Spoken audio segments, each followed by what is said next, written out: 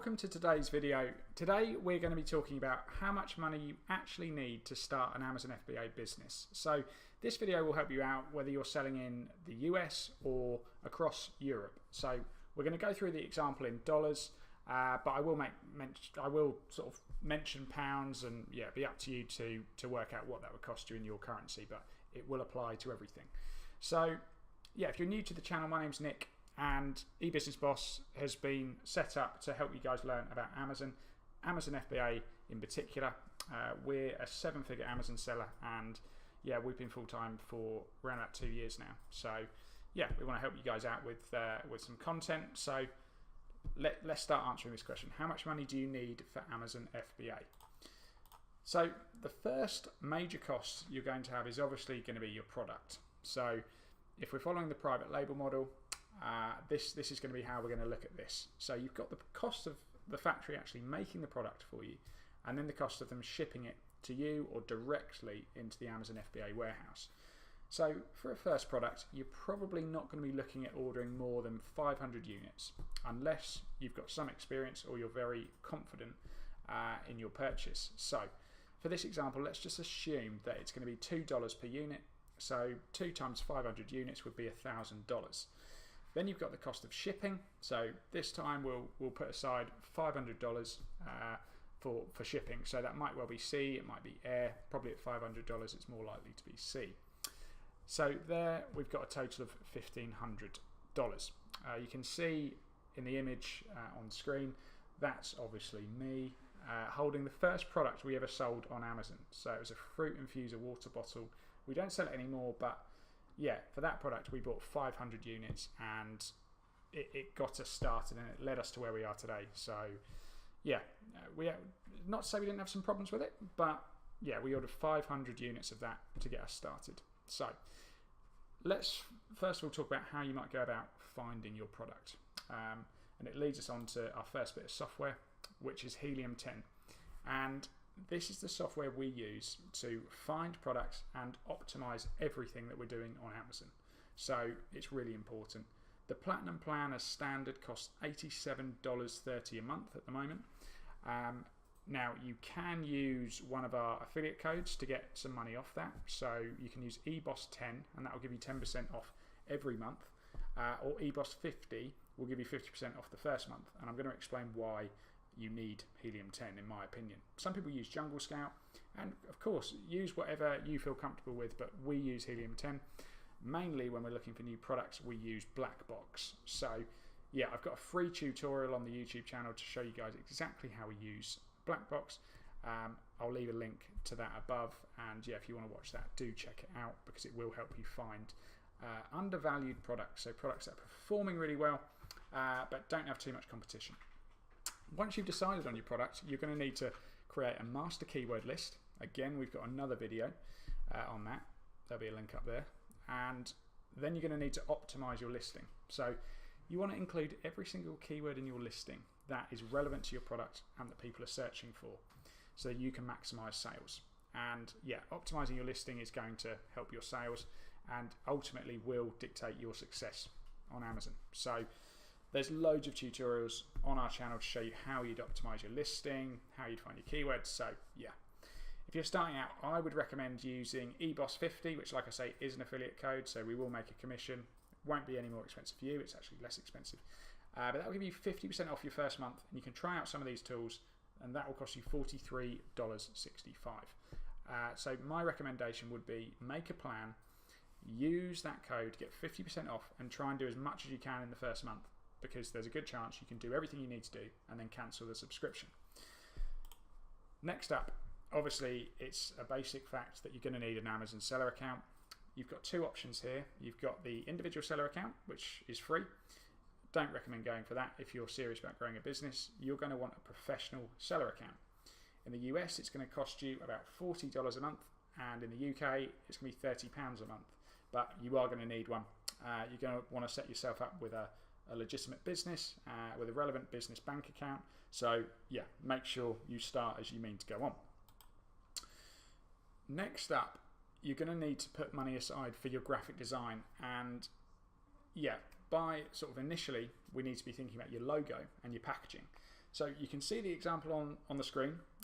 This example I actually found on 99designs.co.uk, and the reason I put this up is just I think it's quite cool. So you can see it says Sales Ninja, and it's got a hidden meaning because it's actually an S letter mixed in with a ninja.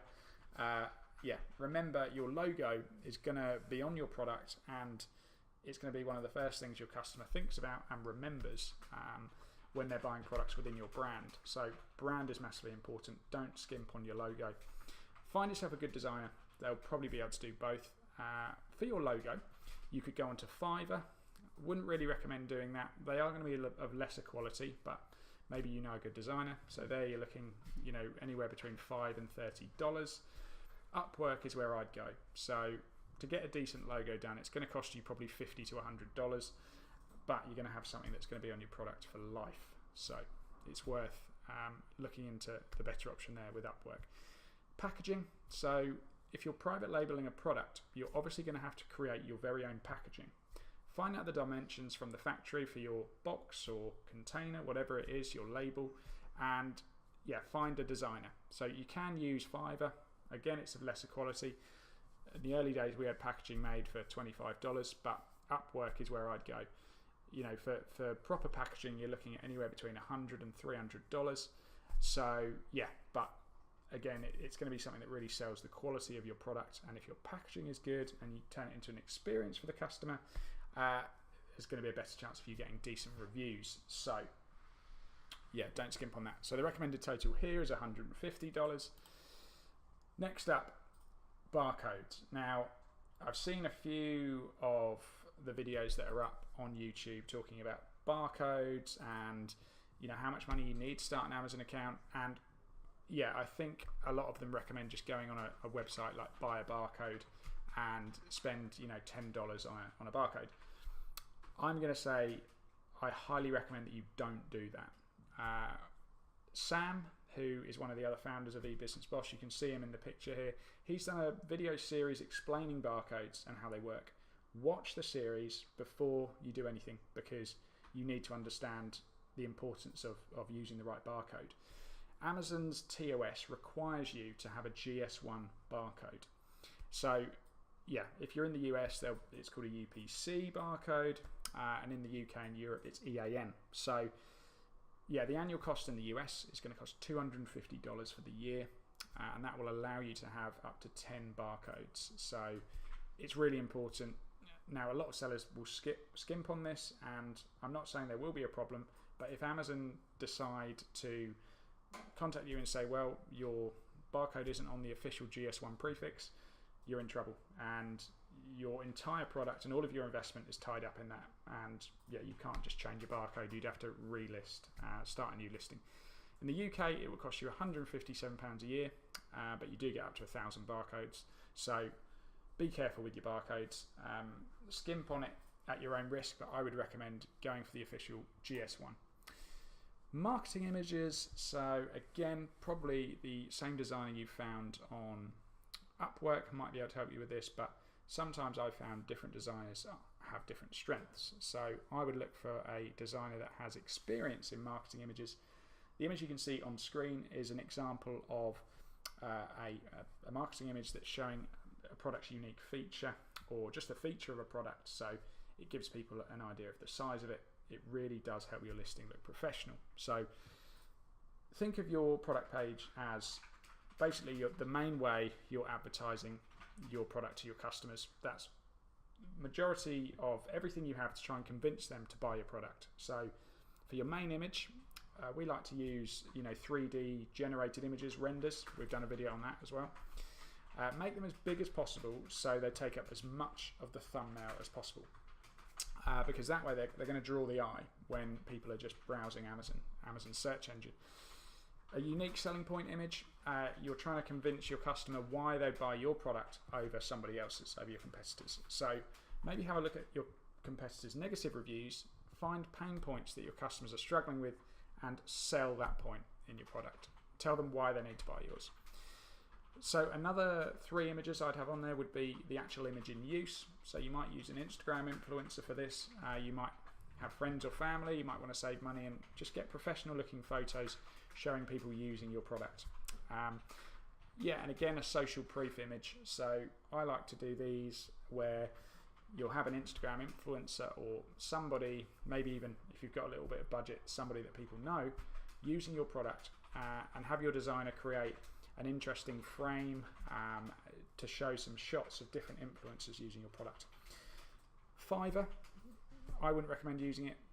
For this, I would say you could probably get 6 images for $5, so $30. But again, this is the main selling point that you've got. So you've got to make the most of the space that your customers are looking at the most. So use Upwork, find a decent designer.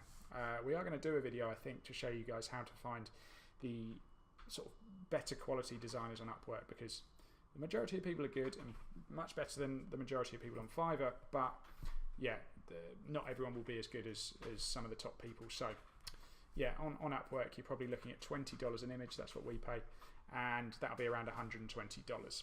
So next up, and again something I've seen people not talking about, is you're going to need budget aside for you to actually launch your product.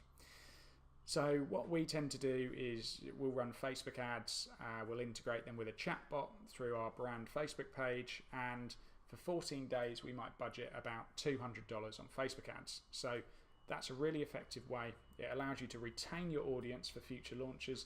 You can build a chatbot subscriber list, which again, you can use it again. It's data you're paying for, but you can reuse it. So it is money well spent.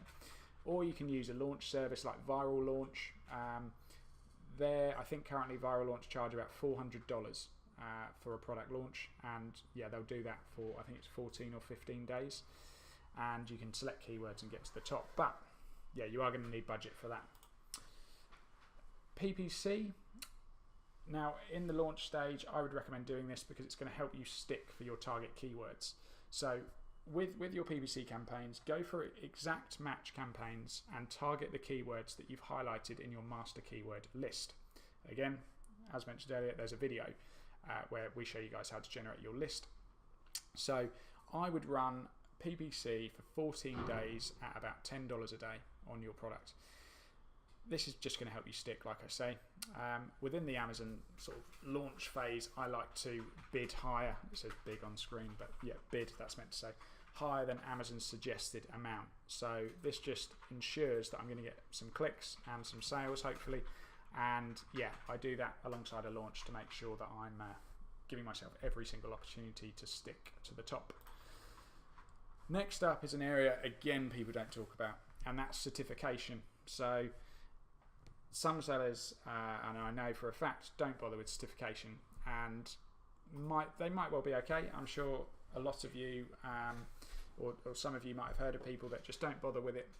It's not something that people openly talk about, but it is something that puts your whole Amazon account at risk if you don't do it. So when we're talking about certification, in simple terms, we're talking about product safety. So whatever marketplace you're in, you're going to have to ensure that your product's compliant, and you're going to have relevant safety warnings on the packaging, on the instructions, on the product in some cases, and that's going to depend on your product. And yeah, some will require mandatory certification, some will require voluntary certification. It varies between the US and Europe. I think in the US it's FCC, but there'll be different bodies for different classes of products. The one everybody hears about in Europe is CE, but CE marking is actually specific to only certain types of products, like personal protective equipment, for example. A CE stamp is a universally recognized symbol to show that your product's safe for sale around Europe. But some products might reply to, say, the General Product Safety Directive. So before you jump into a product, all I would say is make sure you request all of the relevant documents from the supplier, from the factory that you're working with. You'll want a certificate to show that they comply with the marketplace you want to sell in, and you'll want relevant testing reports. You'll probably want all the documents they can provide you with. And then what I would say you should all do, if you want to protect your Amazon account and your business for the long term, start off as you mean to go on. Speak to a compliance expert, have them overlook the documents that you've collated, and this can cost anywhere between I've said $500 to $3,000, and it really is going to range. But what you'll find is, in some cases, you can do your own certification. You just need to know what you're doing. You can buy self-assessment kits and teach yourself, but you'll need an expert to review the documents you've provided. And I think documentation reviews, they're basically the lower priced alternative, and they'll look at the documents from your factory and they'll say, yeah, this looks legit, the factory looks compliant, you can sell this product. You'll produce something like a certificate of conformity, and yeah, you'll need all of these documents. If Amazon ever pull you for a safety reason and you can't provide proof of compliance, that's the end of your listing, and if there's a problem, that'll be the end of your Amazon account. So there's no point putting all this time and all this budget into it if you're not going to do it properly. So be aware of that. Look into product certification, and yeah, it isn't too overwhelming when you get started. When we started out, we didn't know much about it, but we soon learned, and we taught ourselves everything we could to make sure we were doing it properly. So that's important. Now, inspection, this is an option. We didn't do it when we first started selling on Amazon, but you're basically hiring an inspection company to go to the factory you're dealing with and inspect your products before they're shipped out. So a lot of the time they'll produce quality reports. You could even have them do an initial factory audit to make sure the suppliers who they say they are, and you're not actually dealing with a trading company. So if you have any doubts about the supplier, yeah, have a professional company carry out an inspection, and it's just going to protect your investment. But like I say, it's completely up to you. The cost is probably between $100 to $300, but yeah, as you scale up, it's going to become more and more important. So with all of that in mind, and I have just totted up anything that we've said is recommended and anything we do, what you'd be looking at, a total cost of $3,143.64, or round about £2,400, based on that first product that we found. So, sorry, the first product we spoke about, which was a $2 product. So that gives you a rough idea the sort of budget you actually need to start a private label Amazon FBA business. And a lot of the videos I've seen actually say, oh yeah, you know, you could probably do it for £1,200, £1,300, $1,400, sorry, or $1,500. Yeah, I'm skeptical, but I suppose it does depend. The figure might well be a lot lower, might be a lot higher. It just depends on the actual product you've gone for. You might buy 500 units at 20 cents. There's too many variables to consider, but based on our experience, this is what we'd say to you guys. You'd be looking at budget wise. So yeah, you have to make your own decisions, and yeah, like I say, you might be able to spend less, but at least this way you've got a good budget indication. And yeah, in our opinion, this is obviously what you're going to need to start your Amazon FBA business. So yeah, I really hope you found that useful. I'd appreciate all of your feedback. So whether you thought this was good or bad, jump in the comments below and just let me know what you thought. If you've got any further questions, we'd be happy to answer them. And yeah, if you found it useful, please hit the thumbs up button, give it a like, and share it with a friend. And if you haven't already, subscribe to the eBusiness Boss channel, because yeah, we churn videos out, and yeah, they're all of sort of a quality that we want you guys to have. We want you guys to learn what we've learned. So yeah, that's the whole point of the channel. So hope you found this useful, guys. There'll be more from us very soon.